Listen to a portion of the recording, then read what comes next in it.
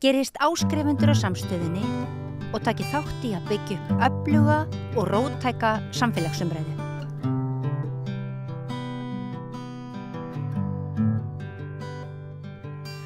Já, komið sæl og blessuð. Við ætlum að fjalla sjávarútveg núna. Eitt af þeim málum sem maður skildi ætla að væri hvað mest til umræðu fyrir þingkosningarnar. En það ekki mikil umræða sjávarútveg og sú umræða sem sjávarútveg, hún að mest veiðigjaldið. Hvort það að hækka það, hvort það sé á lágt eða hátt. En við búum yfir vísindafólki sem óhrætt við að tjá sig og hefur skoðanir á til dæmis magni afla og Jón Kristjánsson fiskifræðingur hér kominn og við ætlum að spjalla saman næstu mínúturnar þessi málu. Velkomin Jón. Takk fyrir. Þú ert búinn að tala fyrir því nokkuð lengi að við séum að veiða of lítið af sumum af helstu nytjastofnum þjóðarinnar. Geturðu örugglega margir sem hafa ekki lesið greinina þínar og hafa ekki heyrt í þér. Geturðu svona ímyndað þér að þú sért í kennslustofu og það séu bara 10 ára krakkar og farið aðeins í stofinu og farið aðeins í gegnum þín rök. Já, ég menntaður í Noregi, Oslo og þegar ég gerði aðalfagsverkefni þá var til svo oft kennararnir við finnum eitthvað handa þér. Ég var settur til mjög góðs manns í Bergen sem var að undirbúa rannsóknir fyrir virkjun sem átti að fara að setja á fót ekki langt frá Stavanger upp í 1000 metra hæð. Þar átti að byggja stíflur og hækka vatnsborðið 70 metra. Það tók 2-3 ár að fylla þessa stíflu þegar þessu var lokið og þetta stærsta virkjun í Evrópu, vatnsvirkjun. Nú, mitt hlutverk var það að skoða vatnalífið áður en vötnin voru eyðilögð að kaffærð. Og við skoðum þarna 40 vötn og vorum í þessu í 2 ár. Og ég var svo heppinn að vinna hjá þessum manni. Hann var fiskir í konsulent fyrir Vestlandið og þarna var ég í 2 ár inn á kontor meðal annars og þar koma alls konar fólk og með sín vandamál og svo var rætt og spjallað og svona. Aðalverkefnið eða vandamálin í Silungsvötnum í Noregi var þá offjölgun.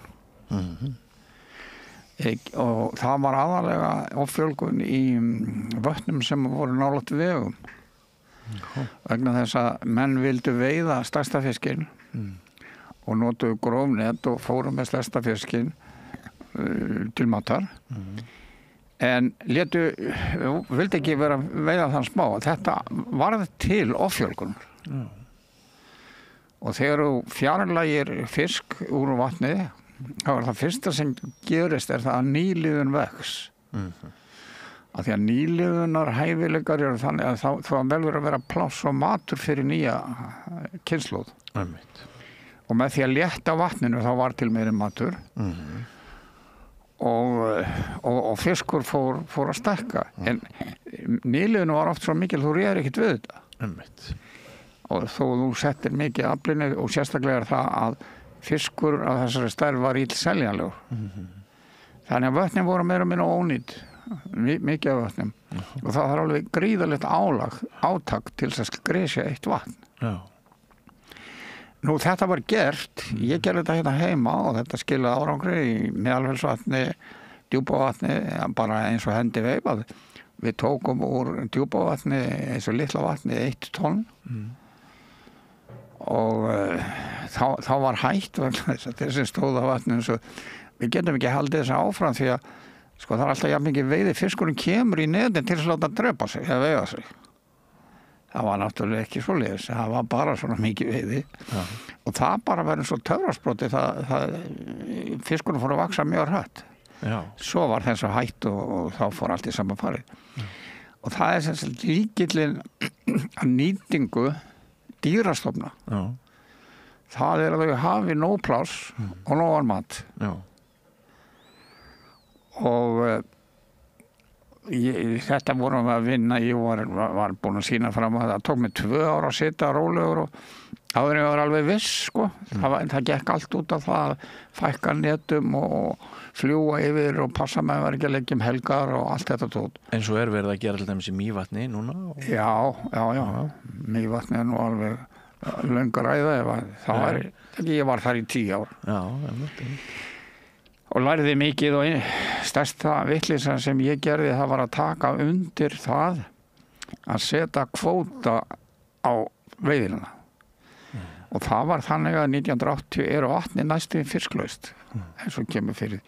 Þú veist að Mývatn sveiflast stundum með mjög góð veiði, stundum lítil veiði. Já, gríðarlega sveiflur. Gríðarlega sveiflur. Áður var farið að stjórna einhver í Mývatnssveit, þá varu 600 net í vatninu hverjum einasta degi. Og hérna þeir vildu það kallarnir að við skulum ekkit, nú setjum við bara bröndu fjölda. Það er að segja að þú mátt veiða svona marga bröndur. Þetta heita bröndur í Mývatnssveit, það var ekkert annað. Og allir ánægði með það og svo veturum voru þeir að ríða stórmarskva net. Já. Og veittu stóran fisk. Og þá sjáum við það að allt í einu fyrir að fjölga þegar hotsilfu var farið sem hélt átunni niðri og mýinu þá var nóg að éta. Það var svo mikið að átu að ég tók síni í fötu í stæðin fyrir haf. Já. Og þá sáum við það að þetta var hlutur sem það var búið að éta upp allt. Svo voru fiskidauði og svo framvegis. En það var tók ekki nema 2 ár að fiskifjóra fjölga gríðarlega mikið aftur og 83 þeir komnir bara í vandræði. Ég sagði, nú verði þið að minnka riðilinn til þess að veiða smærri fisk. Já, við getum það ekki. Þá hann ekki tækur í reik. Allt í lagi.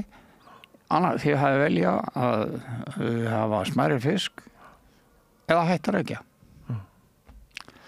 Þetta nú svona gegnum gangandi sagan í þessu og ég man eftir því að 1983 þá kemur hér rosalegu skellur. Við vorum búin áður að veiða á þorski 480.000 tonn. Árið eftir 300.000 tonn sem lægsti afli á Íslandsmiðum frá því bara fyrir upp úr aldamótum. Og það var sagt að fiskurinn, ástæðan fyrir því stofninn höfðu minnkað svo mikið að því að árgangarnir höfðu lést svo mikið.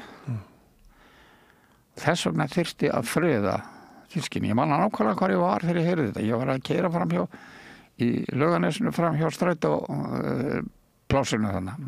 Ég fór beint niður í sjómannasamband þarna niður frá og fór að tala við þá. Af því þetta var algjörlega þvert af það sem við vorum að gera. Og það er engin munur á ferskvatn á sjónum með saltið. Og það er alveg sama hvað vatnið er stórt. Það skiptir engu máli. Nei.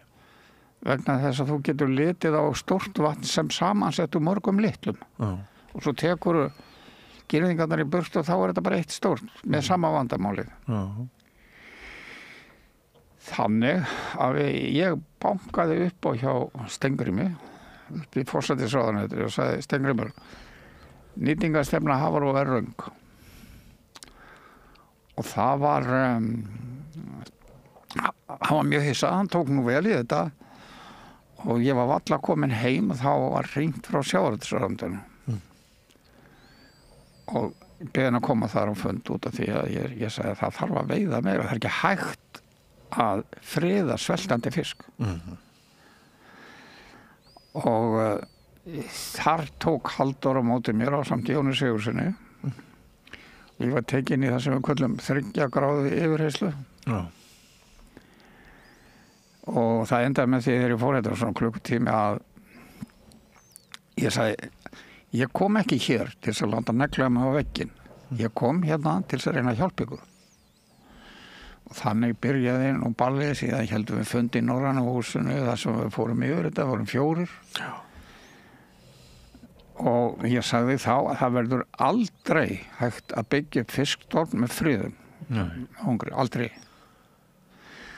Og þetta á við öll dýr, lömb, svín, kjúklinga. Kjúklingum slátrað ungum þegar það fer að draga vexti. Og ástæðan fyrir þessu svelti hérna á Íslandsmiði á þorskinum á þessum tíma var svo að mann voru búin að stækka Moskvan úr 120 millimetrum upp í 155. Það þýddi sýndi sig að 3 ára fiskur hann hvarf úr aflanum.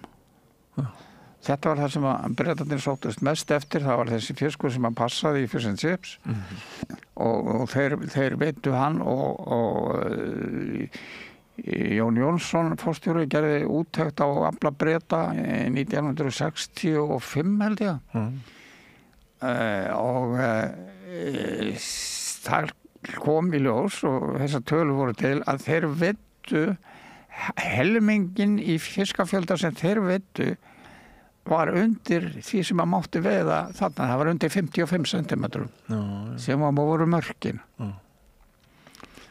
og Árni Friðriksson hann sagði það þýr ekki að fara að taka sýni á Íslendingum þeir henda svo miklu við tökum hjá Bretanum og því að þeir henda engu og þannig var þetta nú og við vorum að minna á þetta og allt saman síðan hefur bara voru hert tökin meira og meira, það var svona frjálsræði sóknarkerfi og svo hert tökin meira og meira og svo voru Matti var skammaður, Lúðvík var skammaður fyrir að fara fram úr og já, það svona lélegt af því þeir fara ekki eftir okkur síðan þeirra, já, ég held að það eru Þorsteinn Pálsson sem byrjaði á því að fara eftir þeim alveg 100%. Já, sem sagt árin og undan þá gefa stjórnvöld heimild fyrir meiri veiði en Hafró leggur til. Já. Þess að þetta getur ekki Lúðvík, vinur minn var nú aðstofamaður hjá Lúðvík, Arnmundur. Hann sagði það var svo gaman að Lúðvík þegar hann fekk svörturskýrsluna, hann settist niður og hringdi hann í útgerðarmenn út á landi og spurði þá horfur og hvernig gengi. Og svo þegar hann var búin í þess að þetta nú meiri djöfisins vitleysa og hendi skýrslunni í korfuna. Hlustaði ekkert á þetta. Og þetta þótti síðan ljótt að fara ekki eftir bestu vísindalegri þekkingu sem að var konsentrur á skólagötu 4. Svolítið Þorsteinn fór að fara eftir þessi punkt og prikka og þá fór aflinn alveg niður í 140.000 tonn. Já. Og þá kannski bara þriðungur af því sem var nokkur fyrr? Já. Og áfram ég skrifaði nú alla þessa sögu, Morgin skrifaði alla þessa sögu, hvað þetta voru mikil mistök og allt það en það brást enginn við þessu. Já. Þetta fekk bara malla svona áfram. Þannig líka einhver svona ofurtrú á vísindin sem orðið eða ekki? Já, og svo ég man eftir því ég var reglulega með fundi laxveiði og silungsveiði hjá Rotary klubbi Reykjavíkur. Svona annarkvort ára eða hvað svo leys. Og svo einu sinni þá var ég búin að sjá það var 98.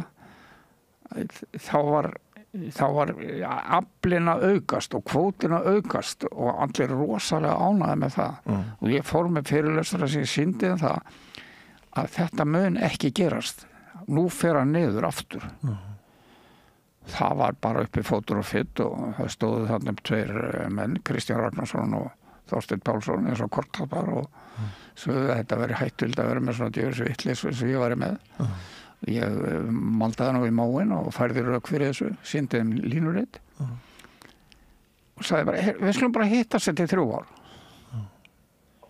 og þá var þetta skeið þá fór aflinn niður aftur og enginn skildi neitt það var haldin ráðstefna 2 daga til þess að reyna að skýra þetta Árni Matti var þá orðinn ráðherra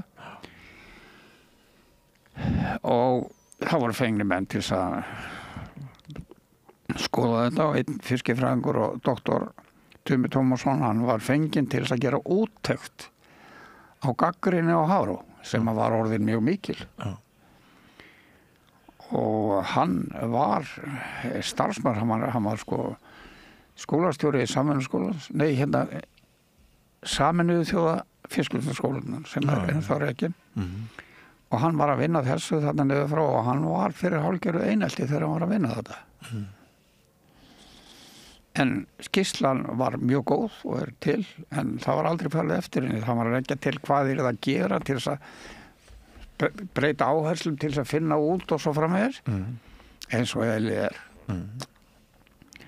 Það var aldrei hlustað á þetta. Og það var ráðstefnan með sínu fyrirfram ákveðnu niðurstöðum ályktaði að Hafró hefði komið mjög vel út úr þessu. Svo hélt þetta bara áfram, þetta ennþá svona. Já. Þetta var 2000. Við erum að veiða svipa núna. Já. Helmingin af því sem við veitum áður. Já. Og ég hef nú spurt að því pólitíkusa, af hverju ósköpunum ekki gert áhættumat á því að fara fram úr? Já. Að veiða meira heldur. Já, veiða meira. Sko, þeir hafa alveg gagnrýnislaust hlustað á vísindamenn. Ég var hérna í þætti með Bjarku. Já. Og ég spurði, hérna, hvað gerir þú þegar að þú færð í kvótaráðin? Já. Hvar leitar þú áleitis einhver staðar? Já. Nei, ég trúi þeim alveg. Já, hún stimplar bara. Það bara stemplað, það bara að gera það allir. Jón Bjarnason var eitthvað smá brölda þarna með rækjuna. Gerði frjálsar rækjuvera því það var enginn að veiða kvótan, hann var notaður sem skiptimynd.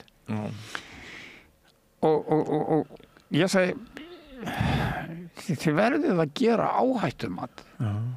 Að leggja á annars vegar aukin aflaverðmæti versus hættun á því á þorskstofnum hverfi. En hvað fer fram hjá hinum fiskifræðingunum sem ráðleggja það sem að þér finnst óráð? Já, það bara ein blokk. Ég hef komið á fundi hjá Alþjóðahafrannsóknaráðinu. Og ég var það að ganga með veggjum því að það var alveg sama af hvernig ég talaði við. Þeir voru allir saman sinnis. Já. Að þetta verður svona, þetta kemur út á formúlunum, það inni þættir sem menn hafa ekki hugmynd eins og það stöðluð dánartala, það sé afföll. Þú veist að það í öllum dýrastofnum eru afföll. Já. Þau eru búin að vera sett 20% á ári fyrir alla árganga eiginlega allra tegunda. Og þetta getur ekkert verið svona. Eru einhver vafasum tengsl þarna á milli öflugra aðila í útgerðinni og fiskifræðinga? Ég veit það ekki. En mann grunar það að það heimspolítikinni sú að draga saman veiðar til þess að auka afla seinna. Já.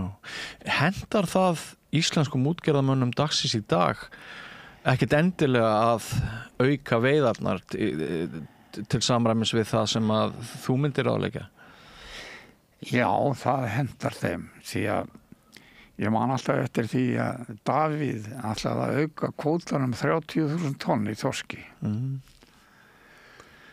Og það voru ekki allir ánægðir með það. Ég hitti Pétur Stefánsson sem skipstjóri útgerðarmaður en á Bryggju og sagði, Pétur, ekki fínt að auka þorskkvótan?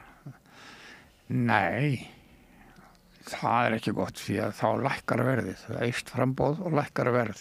Já, þeir halda hann upp í verðinu. Þá sagði ég að þú meina leiguverðið. Leiguverðið, já. Þú ert að segja það geti spilað inn í þetta. Já, sjálfsögðu. Já. Og það er það ekki bara spilling, Jón? Ha? Er þetta ekki bara einhver spilling þá?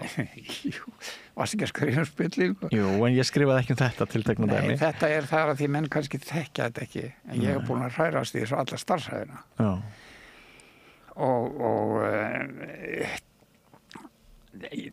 þegar Árni Matthíasson tvöfaldaði ísukvótan þá fór leiguverðið frá 100 eða cirka 100 niður í 1 krónu. Þá sérðu hvaða hagsmunir eru þarna úti. Það eru hagsmunir í því að halda skortstöðu til þess að halda upp í leiguverði nú er verð, ég var bara að vera koma og vera að skoða markaðsverð á fiski, hann í einhverjum 500 krónur þorskur. Já.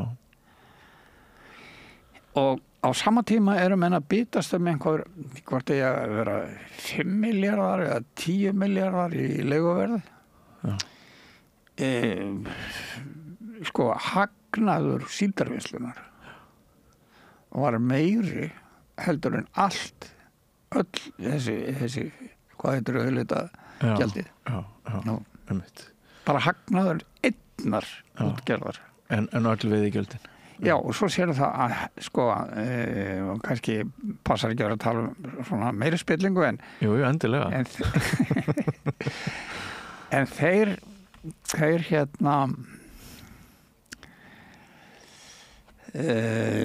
já, þeir selja, þeir skammta sér verðið á fiski.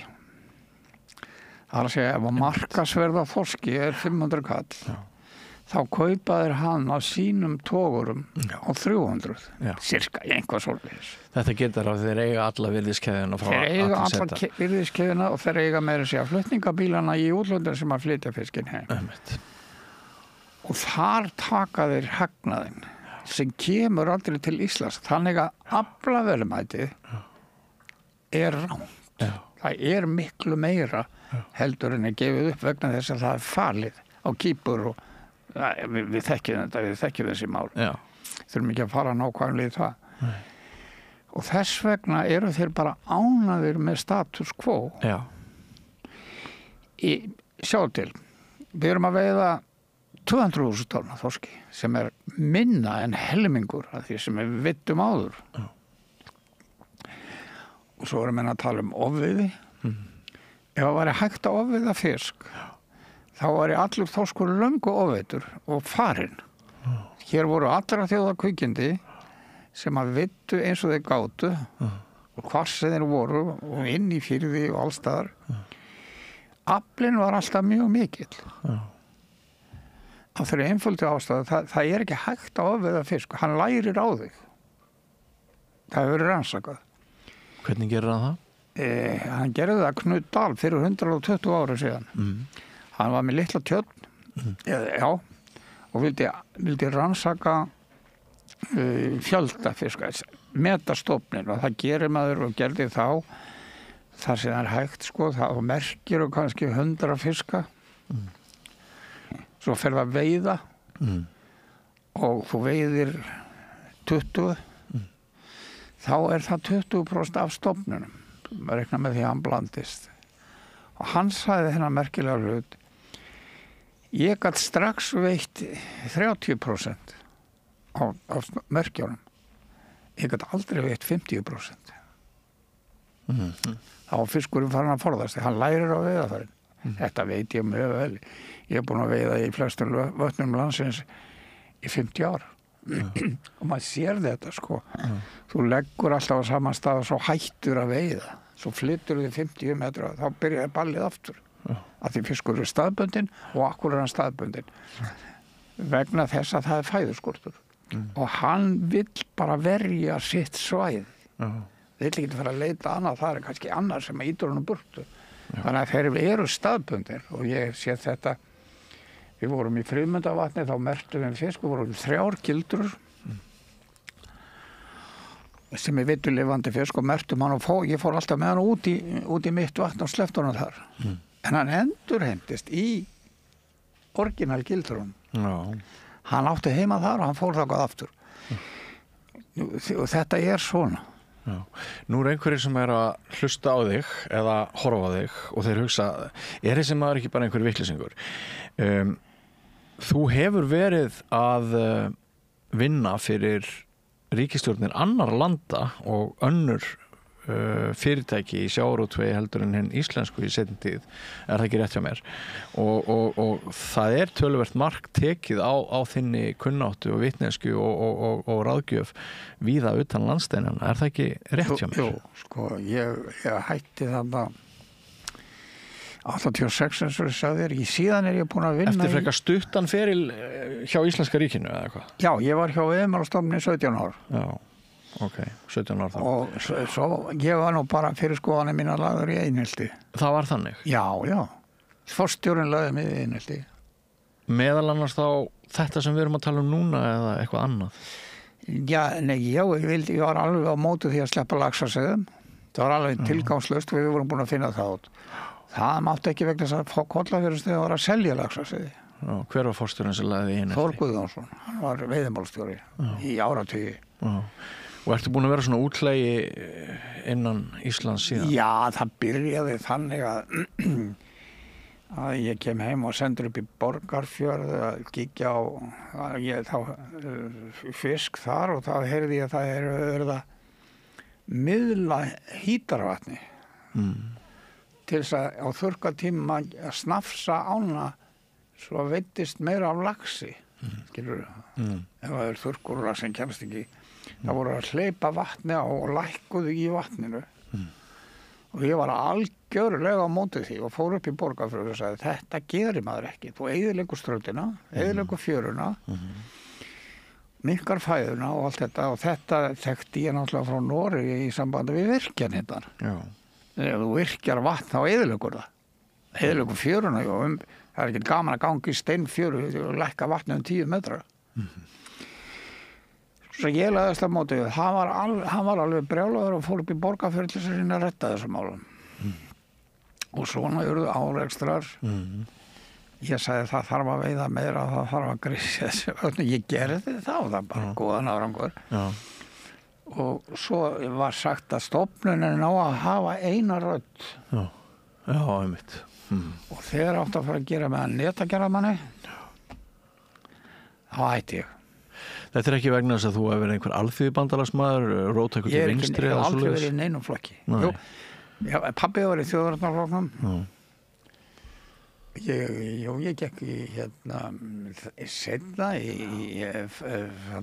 flokkina Adaketta en nei, ég var aldrei pólitískur kannski var það versta En ég var að spyrja þig hvort það er ekki rétt aðtuga hjá mér af því ég var aðeins verið að kíkja á greinar og svona efni sem hefur birst þig er það ekki rétt hjá mér að erlend ríki að falast eftir þinni ráðgjöf þau hafa gert það kannski næstakast að færi er Færeyjar það var haldið hérna ráðstefna þorsk og veðurfar og svona og þar sá ég skýrslu frá Færeyjum það að það var alltaf að minnka vöxturinn í fiskinum með tíma og þeir vissi ekki okkur þetta var það voru alls konar hugmyndir hjá þeim þannig ég lagðist yfir þetta og ég listi þetta verkefni með því að skoða hvað fiskurinn breyttist, það voru til allar þyngdatölunar og þetta dreif upp í línur þetta var alltaf niður þá tók ég þyngdina í fyrra versus þyngdina næst ár og þar fekk ég vöxt milli ára og þá kemur það í ljós að vöxturinn er að sveiflast upp og niður vaxtarhraðinn sem þýðir fæðuframboðið er að sveiflast líka það kemur líka í ljós að nýliðun er í öfugur hlutfalli við stofnstærð það er að segja stóri stofnin gefur lítið af sér litli stofnin er undirstaða stóru árgangana af því að þegar er lítill stofn þá er matur og hann deyr úr hungri og ég setti þetta fram á ráðstefnu í Bergen 98 þá sagði forstjórinn norski að sagði að segja okkur það að við eigum að veiða meira af smáfiski og já, sagði ég vegna þess að þetta breyttist allt þegar menn fóru að stækka möskvan til þess að lofa fiskinum að vaksa til þess að geta veitt meira seinna þá breytist allt og það afli fyrir allstaðar niður Þetta er einhvers konar skammsýni skræðgi sem að býtur í skottið á Já, og það er svo skrítið að menn skil ekki hafa lært að þessu sko allstaðar þar sem eru tekin upp fiskveiði stjórnun. Það var ekki hægt að stjórna meðan landhelgi var 12 mílur. Af því Rússar voru í Norðursjónum og Pólverjar. Fyrst hægt að stjórna þegar að búið að reka útlendingana með honum. Það gerðum við og það gerðu allir hinnir. Allstaðar í öllum löndum í kringum okkur þá fer veiðin að minnka þegar farið að stjórna. Þorskveiði í Norðursjó var 250.000 tonn uppgefið. Ég veit ekki hvernig Rússarnir fóru með þetta, aðra þjóði hvort þeir gáðu þetta upp eða. Núna er kvótin á þorski í Norðursjó, hann er 15.000 tonn. En hann var 250.000 tonn áður en farið að stjórna. Það var veitt 400.000 tonn af þorski í Eystrasalti. Meira og minna, Pólverjarnir alltaf sakaður það að veiða meira en gáfu upp. Og svo þegar ég fór í Evrópusambandið þá var það ekki hægt lengur, þá fór ég að fækka bátum. Og ég sagði þið megið ekki stækka Moskvan og draga veiði. Þá fer illa. Það var 2009. Þeir hlustuðu ekki á það. Nú er Eystrasalt búið að vera lokað í 3 ár fyrir allir veiði á þorski. Og þeir segja, ég er búin að senda þeim skýrslur rannsóknir á þorski og vexti. Ég fæ ekki eins og svar. En hvað ég vildi sagt hafa að þeir eru að bíða eftir að náttúran lagi þetta.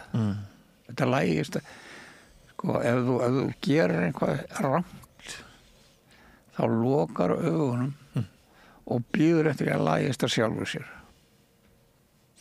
Akkur er engin loðna?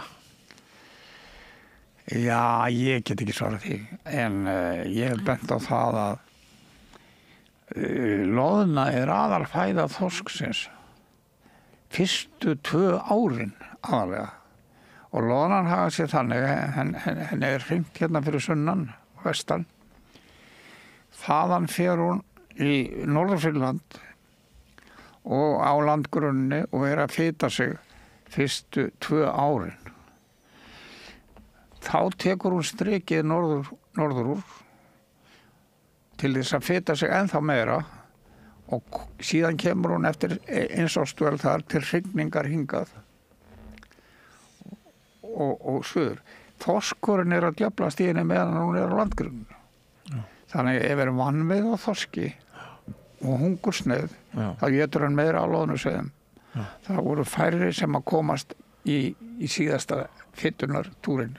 Já, þannig þarna getur verið samband beint. Já, þannig að með því að veiða meira þorski, þá getur væntanlega veitt meira loðnu. Þeir sé að við verum að friða loðnu svo þorskurinn hefði eitthvað að éta. Og hvaða loðn er það sem er friðið? Jú, það er loðnan sem er að koma til hrygningar. Hann er að éta hann í 1 mánuð. Þetta er eins og að bjóða svöngum hann á þorrablót. Hann er meiri hlut, þessi loðna er ekkert hérna nefnum hrygningatíman og þá er hann í smálóðunni. Svo lýsa og svo hefur er að tala hrygningarstofna. Ef þú tekur loðnurhognin úr þessum 400.000 tonnar sem á að skilja eftir og raðar þeim upp í perlufesti þá nær þessi perlufesti utan jörðina 7.000 sinnum. Já, það er ekkert annað. Svo vil ég menn kannski hafa það 14.000 sinnum. Já. Sko, hrygningarstofnin skiptir ekki mála öðru leyti það að hann má ekki verða of stór. Já. Því að þá er fæðursamkeppni og það deyja allir. Jón, mér langar eiginlega að fá þig aftur hérna að rauðaborðinu síðar, jafnvel bara í næstu viku, við erum að ræða það bara á eftir en hérna, sko, þú heyrðir það í inngangi mínum að mér fannst ekki kannski alveg réttar áherslur í hérna núna aðdraganda kosninganna að þessi umræða snerist mest öllum veiðigjöld sem ekki skipta nú öllu máli, þau eru nú ekki það há að þau skipti útgerðina nánast nokkru máli og ekki eru það há að þú hérna gjörbyltir samgöngukerfin á Íslandi fyrir þessar fjárhæðar eða svoleiðis en ertu sem sagt þá sammála mér með það að við erum síst að ræða það sem að myndi skipta mestu máli að ræða í sjávarútvegsmálum? Já, þú sér það bara það. Sjáður þú bara það.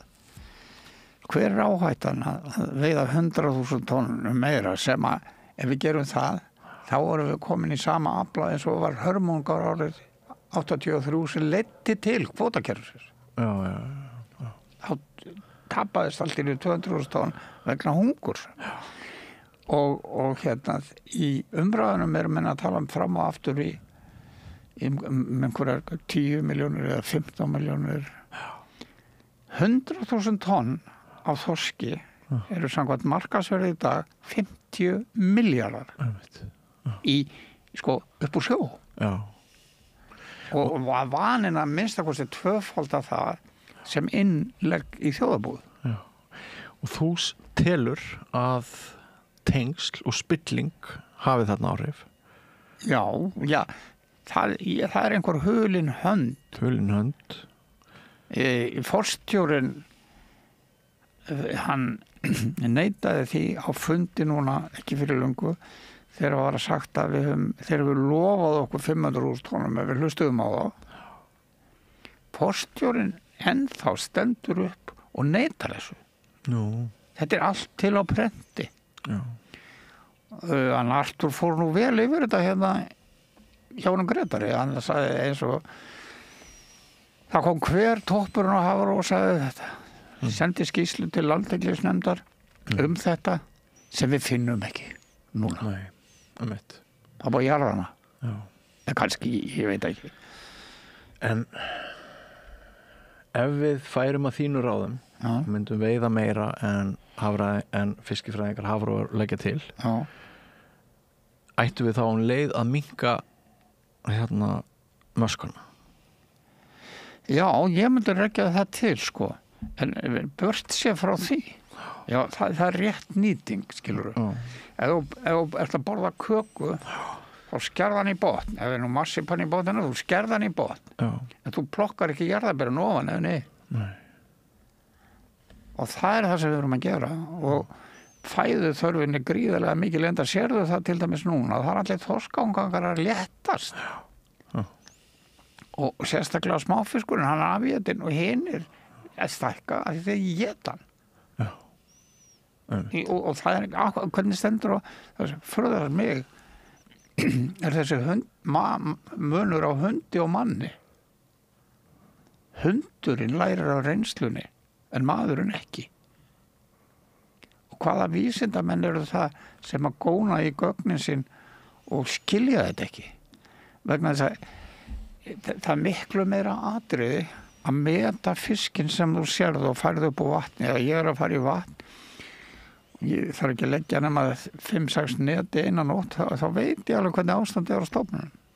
Það gerur með því að holdafar, kynþroska, fæðu, magn og tegundir og svo framvegis, þá sérðu hvernig ástandið er.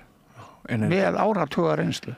En er ekki annar munur á hundinum og manninum að sko hundurinn skilur ekki ágóða af spillingu en maðurinn skilur þann ágóða sem að gæti falist. Nei, ég bara segi það, hvernig geta vísindamenn alls heimsins neitað að sjá þetta.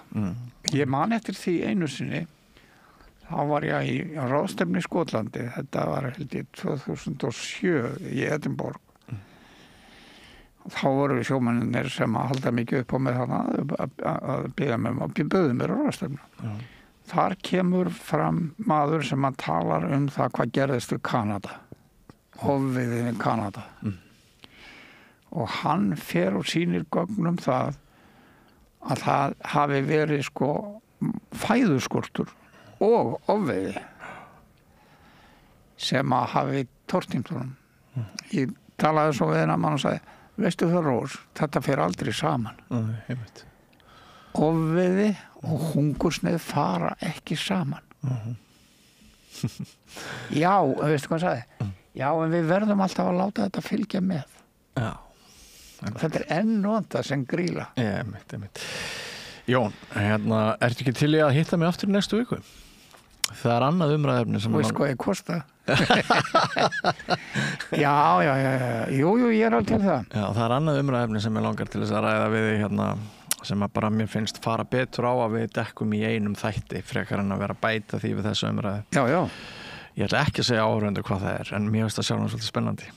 Já. Ég er mjög ánægður að geta tala frítt, sko. Já, hér er þetta tala frítt. Ég hef ekki fengið að koma í hvorki útvarp, sjónvarp síðan 2005.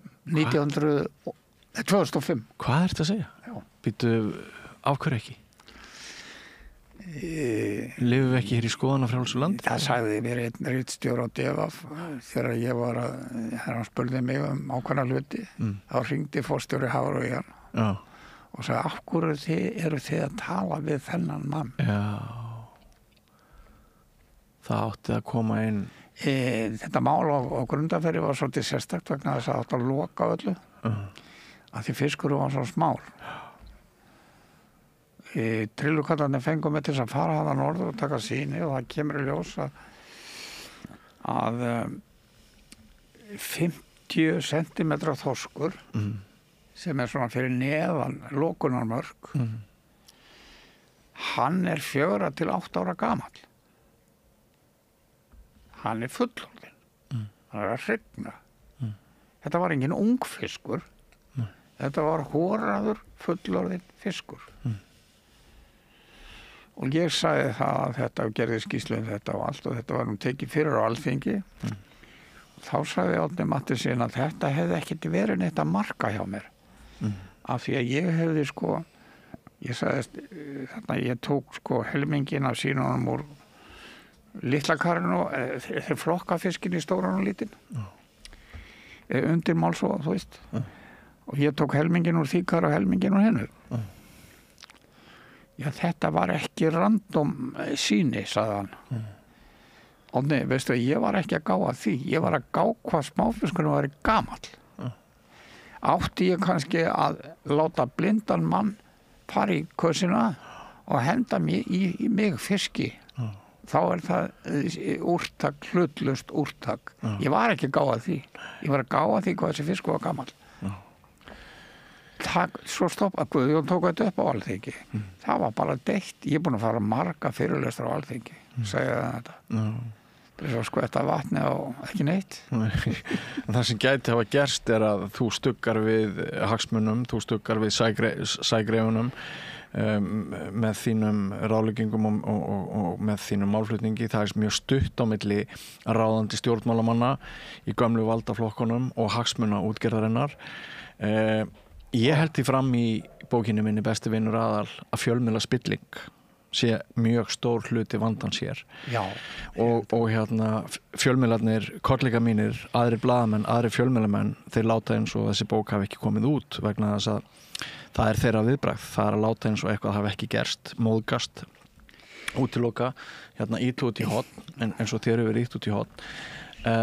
Ég held að allavega á meðan þessi stöð í gangi, samstöðin, þetta rauða borð og meðan er ekki búið að slökkva á okkur, þá held ég að við ættum að reyna að fá menn eins og þig hvern einasta dag ársins.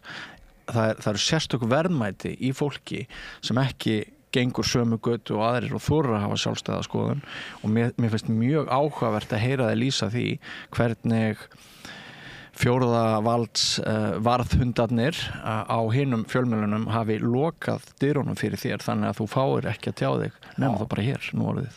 Ég var í 5 vikna túr á Dalborginni niður við Nýfundnarland á rækjumöðunum vegna þess að Snorri hringdi mig og sagði getur ekki fara og skoða þetta fyrir okkur vegna þess að það verið að segja það að við séum að klára rækjuna. Jú, ég segi bara það, svo fór ég hraðkúrs hjá Unni, einhvern minni þarna á Hafró. Það er ágætið samband með einstaka menn, en svo er hún búin að æpa að segja þorskurinn er að klára rækjuna fyrir norðan, en það er ekki hlusta á hana. Hún er að hrópa hjálp til okkar, Já. Og nema það, ég er þarna mánuð og skrifaði hans í merkilega ritgerð lífsögu rækjuna. Það er svolítið merkilegt að hún elst upp á dýpinu, síðan kemur hún alltaf upp á toppinn, þetta eins og hattur, upp á toppinn til þess að regna. Og svo er svo merkilegt að hún það var stærðarskipt eftir dýpi. Þarna 2 mílna straumur, sem þýðir það að hún berst með straumi, en hún kemur alltaf aftur heim, eins og laxinn. Okay. Þannig að þetta var mjög skemmtilegt. Svo þegar ég er búin að komast að þessari niðurstöðu þarna, þá vildi ég fá að taka hal upp á Nýfundnalandsbankanum. Það er svona, við erum 4 daga að sigla heim. Nei, fyrir ekki, 2 daga að sigla heim. Og förum yfir álinn, þessi Labradorstraumurinn kemur niður og síðan kemur Nýfundnalandsbankinn sem var ofveitur aðsögn, sem var nú bara hungursneiður. Og ég vildi fá að veiða þar. Ég vildi fá að taka 2-3 höl á leiðin í land og ég setti Snorra í það að tala við Þorstein Pálsson og fá leyfi fyrir okkur sem rannsóknarskip og tilkynna það til Kanada. Hann hamaðist í honum í marga daga og endaði með því að ég sagði við Snorra segði honum að stinga sér raskatið á sér. Við fengum ekki leyfi.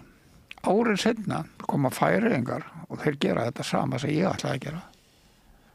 Þeir fengu 4, 5, 6 ára leyfi og stóran kvóta á þessu stað.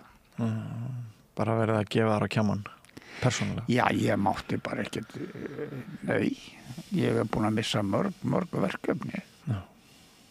Þetta er þessi eineltis og útilokunarmenning. Já, ég hef nú komist bara í gegnum þetta, það er svo merkilegt. Já, þú hefur burði til þess að afla þinn að tekna sjálfstætt, en þeir sem ekki hafa þá burði... Já, auðvitað gekk það upp og niður. Já, en þeir sem ekki hafa þá burði og þurfa að reyta sig á atvinnurekendavald annarra, við vitum að þeir kjósa þögnina. Já, þeir sögðu með kollegaðir þegar ég sagði upp. Þetta ætlar að fara að segja upp. Þú ert í öruggur í vinnu. Hvað ætlar að gera? Ætlar að fara út á marka? Heldur þú getur farið bara og verið einn eða einhvers svoleiðis? Ég sagði strákar, ef að þið getið selt vinnu eitthvað ríkinu, af hverju getið ekki selt hann öðrum? Já. Ljómandi. Jón, þakka þér fyrir þetta. Ég ætla sem sagt, ég mun hafa samband við þig aftur og ég vonast til þess að hlustendur og áhorfendur geti fengið meira í þér að heyra í næstu viku. En kæra þakki fyrir komuna. Já, sömuleiðis. Gaman að koma. Ég er til hvenær sem er. Já, það er frábært. Bara kæra þakkir. Og ég held þá að þátturinn okkar verði ekki lengri í kvöld. Ég þakka ykkur hlustendum og áhorfendum kærlega fyrir að fylgjast með okkur. Síðan við fórum hér í beina útsendingu fyrir í kvöld. Vorum í beinni klukkan 8 í kvöld og höldum áfram í beinni útsendingu næstu kvöld. Fyrsti hluti kvöldana hjá okkur er alltaf í beinni útsendingu fram að kosningum. Ég vil minna ykkur á hóflegt mánaðargjald sem mörg ykkar kjósa að greiða með því að fara inn á vefslóðina samstöðin.is og þar er hnappur sem heitir áskrift. Þessa stöð munar hvern 2500 kallinn sem þið sem að verði þar með í rauninni eigendur þessa fjölmiðils geti látið af hendi rakna. Það eru ekki miklir peningar, 2500 krónur á mánuði. Ætli það sé ekki svona laufabrauð upp á 100 grömm eða eitthvað svoleiðis nú þegar jólin nálgast. Það er hamborgarar verið. Já, það er hamborgari. Á í stöðinni. En kæra þakkir fyrir að vera með okkur. Við sjáumst aftur á morgun. Verið þið sæl. Segðu það á Samstöðinni. Samstöðin er í eigu hlustenda, áhorfenda og lesenda. Sláist í hópinn og gerist áskrifendur.